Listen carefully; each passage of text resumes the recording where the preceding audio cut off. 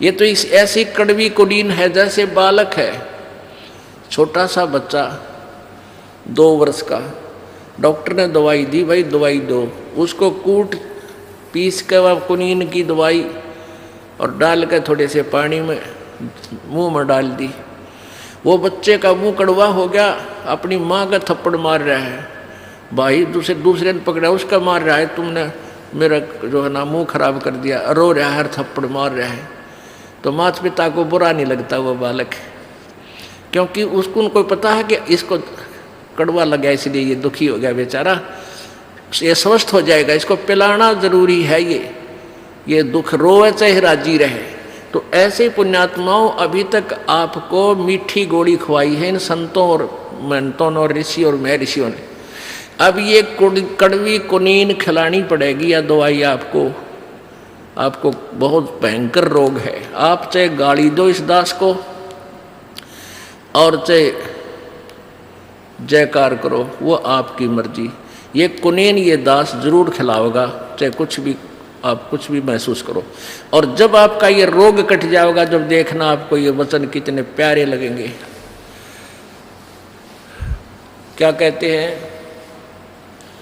तुलसी पिछले पाप से हरि चर्चा ना भावे, और जैसे जबर के बेगते भाई भूख विदा हो जावे। जैसे किसी को मलेरिया बुखार हो जा, वायरल हो गया, उसको क्या होगा कि रोटी कड़वी लगे, मनुखा दाख दे दे वह भी कड़वी लगे, किसी वस्तु को नहीं खाता, कहता मैं नहीं खाऊं, कड़वी लगती है। प्रतिदिन खाने वाला आहार भी आज उसको कड़वा लग रहा है। उस जवर के वेग ने, उस जवर के प्रभाव ने, वो मीठी वस्तु भी उस व्यक्ति को आज कड़वी लग रही है, उस जवर के बेगते, जवर के प्रभाव से। उस जवर के उतारने का विधि कौन सा है, मेथड कौन सा है? यही मेथड है कि उसको कड़वी ही दवाई खिलाई जाए, कुनीन खिलावे, ना चाहते हुए भी खानी पड़ेंगी, और फिर वो स्वस्थ हो जाएगा। जब वो कड़वी कुनीन खा के, कड़वी दवाई आहार करके फिर वो स्वस्थ हो जाएगा, तो फिर वो सूखी रोटी भी खाओगा, उसको कड़वी नहीं लगेगी। तो पुण्यात्माओं, अब आपका बुखार उतर गया, ना यहाँ कोई नाचना गाना, ना कोई टनक टनक, किसी प्रकार का कोई साजबाज नहीं, सूखी रोटी खिलाई जा रही है। और लेकिन ये बहुत ही पौष्टिक आहार है, और आप सहर्ष खा रहे हो, उमंग उमंग कर आ रहे हो, क्योंकि आप स्वस्थ हो गए। स्वस्थ व्यक्ति को भूख लगती है, अस्वस्थ को नहीं लगती। आपको परमात्मा के वचनों की भूख लगती है, आपकी आत्मा से उस दुष्पाप कर्मों का प्रभाव हट गया, आपका बुखार उतर गया ये कड़वे वचन सुन के।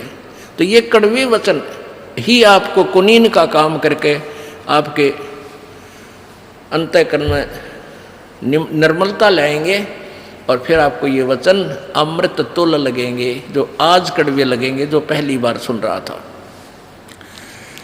तो परमात्मा ने क्या बताया है कि जैसे आप जी आम का पौधा लगाना चाहते हो, नर्सरी से पौधा लाए, उसको प्रॉपर, उसके बीजने का प्रॉपर तरीका कैसा है कि जड़ को, मूल को गड्ढा खोद के मिट्टी में जड़ को दबाएंगे, फिर जड़ की सिंचाई करेंगे, पूजा करेंगे, जल डालेंगे, खाद डालेंगे, फिर वो पौधा धीरे धीरे पेड़ बन जाएगा। तो टहनियों के फल लगेंगे, उस आम के पेड़ की टहनियों को फल लगेंगे। तो जैसे अक्षर पुरुष एक पेड़ है, निरंजन वा की डार, और तीनों देवा शाखा है ये पात्र संसार। अब जड़ की पूजा करने से, मूल मालिक पूर्ण परमात्मा को इष्ट मानकर भक्ति करने से आपके शुभ संस्कार बनेंगे, आपकी भक्ति रूपी पौधा बड़ा होगा, और आम का पौधा यानी भक्ति रूपी पौधा जब बड़ा होगा, आपके शुभ संस्कार बनकर ब्रह्मा विष्णु महेश के पास जाएंगे। ये तीनों देवता फिर आपको बिना मांगे आपका संस्कार घर बैठे देकर जाओगे। अब परमात्मा यही बताना चाहते कि तुम इस अध्यात्म ज्ञान से परिचित नहीं हो, इसलिए लड़ पड़ते हो। अब क्या बताते हैं परमात्मा, ये देखिएगा, एक भक्ति रूपी पौधा आम का कैसे बीजना चाहिए।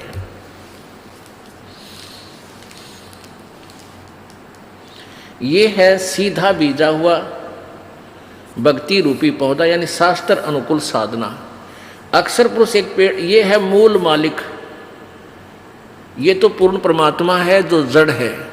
ये पौधा हमने गमले में लगा रखा है, दिखा रखा है, समझो ये मिट्टी में है, गड्ढा बना रखा हो, तो इसकी मूल की पूजा करेंगे, जड़ की सिंचाई करेंगे। आहार तना में गया, तना से डार में, यानी ज्योति निरंजन ब्रह्म में, और ब्रह्म से फिर ये तीनों शाखाओं में, फिर यहाँ तीनों शाखाओं में रजगुण ब्रह्मा, सदगुण विष्णु, तमगुण शिव जी में।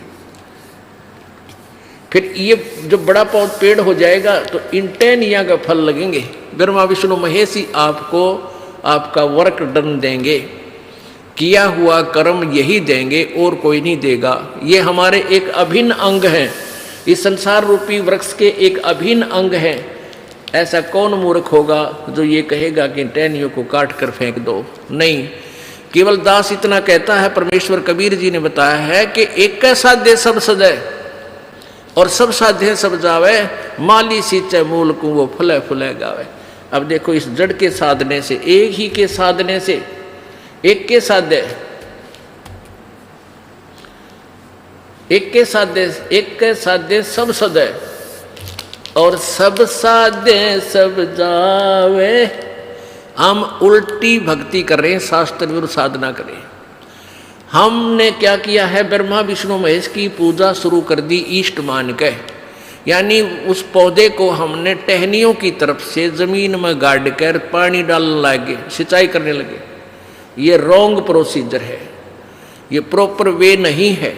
तो परमात्मा ने ये बताया है कि एक के सद है, ये सब सद है और सब साधे सब जावे।